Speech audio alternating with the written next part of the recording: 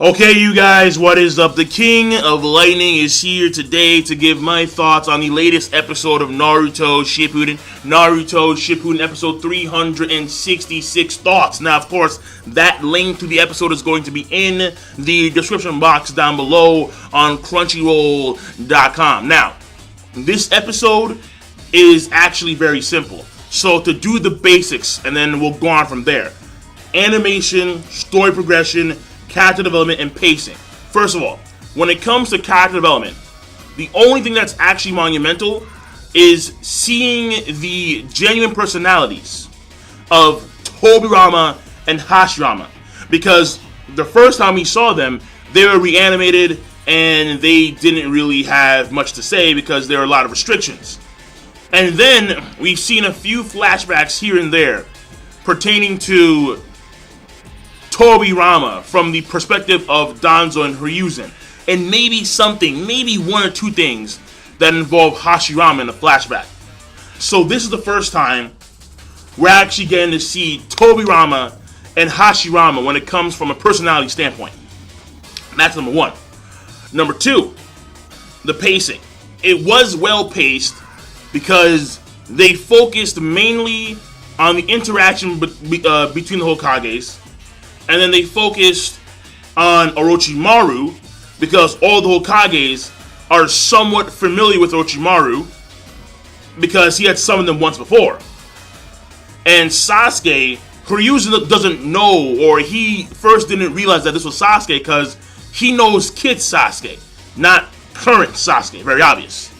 So they have Orochimaru dialogue, then they go shift over to Sasuke. And then that's when the questions begin for Ryuzen, then Tobirama, and then Hashirama. So that was good from that standpoint. And then we end off going into the main flashback that comprises of the Uchiha versus the Senju. The old history of Madara and Hashirama. That's number two. Number three is the animation, which was overall pretty good, I'm not gonna lie. When it came to the power-up moments, alright, like your Tobirama, he's like this, he raises a finger, like yeah, raise a finger, all of a sudden, the room, like whoa, shakes and quakes. Then comes Hashirama, brother, and then the floor, like yeah. I'm like, whoa, so that was pretty cool. And then everyone, like, the fact that, and Suigetsu, he's not like a massive bitch. You know, like he's lazy. He's almost like a Shikamaru type of character, not as intelligent, but he doesn't want to put that much effort into his craft, if you will. But he was literally just liquefying. He's like, whoa, like the presence of these two guys, phenomenal. All right, you can see the power of the Senju.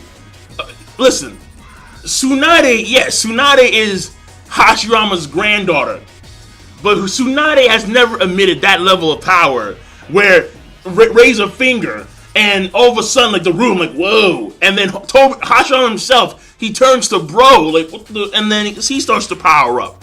So obviously Tsunade just in comparison to Hashirama and Tobirama, that's very obvious. And then you have the scenes that comprise the flashback, where you see Hashirama and Madara go at it.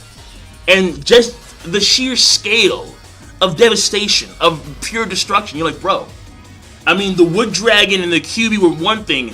Then it got crazy to where you have the tree wood golem actually grab the Bijudama and almost like a baseball, try and peg it. Almost like a shot put to try and peg it right back at Nine-Tailed Fox. No, Susanoo Guard. Then the Susanoo Guard wraps around the Nine-Tailed Fox like an armor. And then you have that whole scene where you have the Buddha hands trying to pack the Nine-Tailed Fox Susanoo on some Kung Fu Hustle shit. But no, deflected, and the mountaintop's gone. Like, whoa. He tries to shift location. He has a Bijudama Susanoo sword infused like disc that goes through 5 Rashomon like butter, and then it goes to the other shore and it blows up. Then Hashirama uses Sage Mode, which, by the way, initially I thought it wasn't Sage Mode, but obviously over the course of time I realized it was Sage Mode, but whatever. He uses the Sage Mode, and he makes Guan Yin. Alright, and then listen, man, we all know,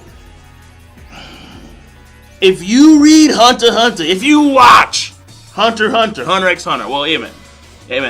Just saying. We kind of know, I mean, back in the day, people have always been saying that Kishimoto does take a lot of stuff from Togashi. And I'm just saying, man. The Guan Yin, bro. Red Stripe. I'm just saying. Alright, moving on. I have no idea what the fuck I just... And the last part, the story progression, major in a lot of assets. Number one, well, basically, it's clarification from Ryuzen that what Toby said about Itachi is true. That's true. So he confirmed that, and he gave us greater insight into Itachi's character. Basically, at the age of 7, he already had the mindset of a Hokage, and that was pretty much it. When it came to Tobirama, massive confirmation about what? About the fact that, and it's a fact, it's not like, oh, this is a fact, that the Uchiha clan are the most butthurt, are the most sensitive clan in the history of shinobi. They are the most pathetic in that avenue. They're so sensitive, where if something happens, and it doesn't have to be necessarily a loss of a loved one, it can be self-focused or self-imposed, meaning that if they themselves feel that they're not good enough for a certain position, or if they feel some type of distaste for something particular, their emotions can go out of whack. And it creates this chakra in their brains that affects the optical nerves, creating the Mangekyo Sharingan. They are confirmed to be the most sensitive. Alright? Constant dildos up the ass, the most sensitive clan in the entirety of the Naruto verse. Confirmed. So if you don't know, now you know.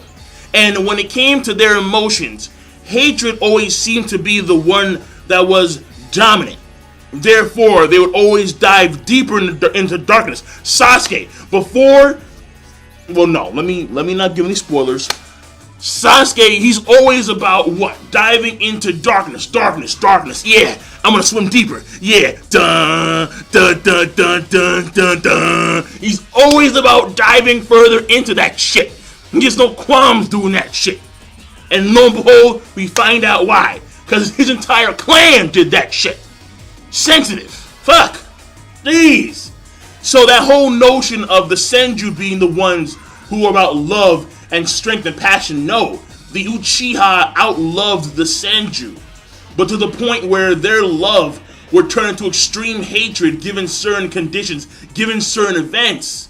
And then voila, Mangekyo Sharingan. Though they did not explain the eternal Mangekyo Sharingan, which means 3 dildos up the ass. Ugh! And you're sucking on one too. These dudes are sensitive. That's just the way it is. Confirmed. And then now we're getting into the flashback of Hashirama and Madara. So overall, the episode, I thought was actually pretty good. I thought it was pretty good because they are giving you greater insight into the workings of the Uchiha clan. They're setting up for the grand flashback, which I do want to see. I like the grand flashback, I do.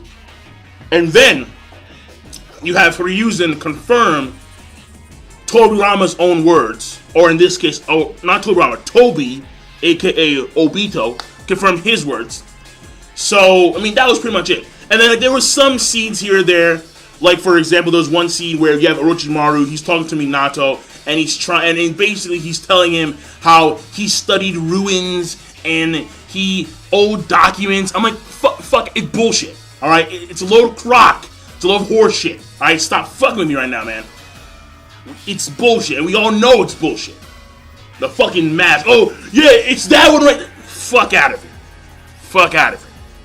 I don't buy that shit. No one. Well, no. Some people do buy it because they just genuinely do not want the plot holes to exist in the Naruto series.